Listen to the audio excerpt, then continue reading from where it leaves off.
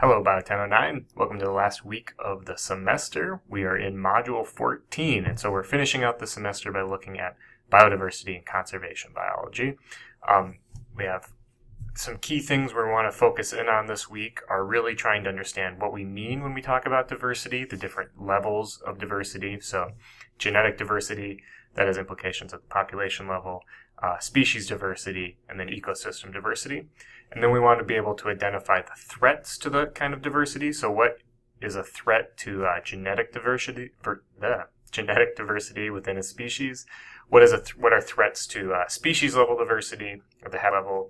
And then ultimately, what are bigger threats to ecosystem diversity? And finally, we want to be able to understand what these threats, what the consequences of these threats are. So what does a decrease in genetic diversity mean for a species? What does a decrease in species diversity mean for a habitat or ecosystem? And finally, we want to be able to say, relating this to conservation biology, why do we focus then on diversity, right?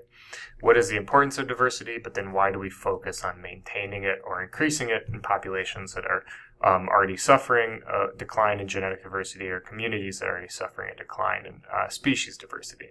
So that's kind of the thread there. Really, it's a story about diversity and how that relates to healthy populations and healthy ecosystems.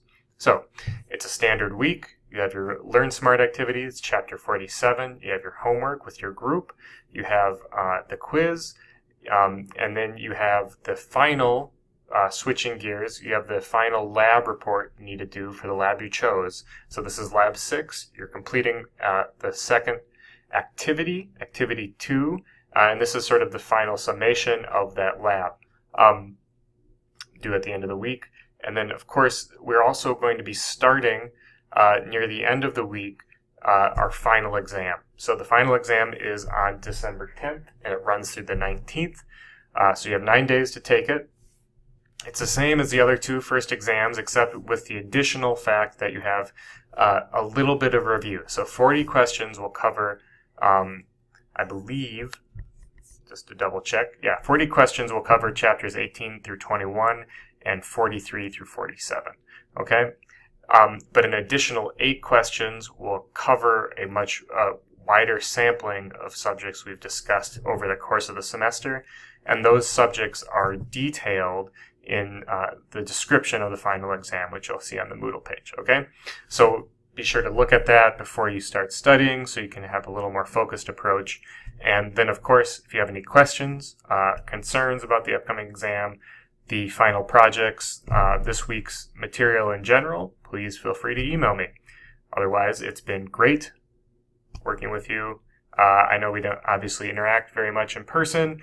A few people that have stopped by, that's always been fun, but I have really appreciated being able to teach this class to you and read your assignments. You've done some really creative, thoughtful experiments and written some really thoughtful summaries throughout this course, and it's been really fun to read those and see you guys developing as students. So thank you for the opportunity to be your instructor, and I wish you all the best.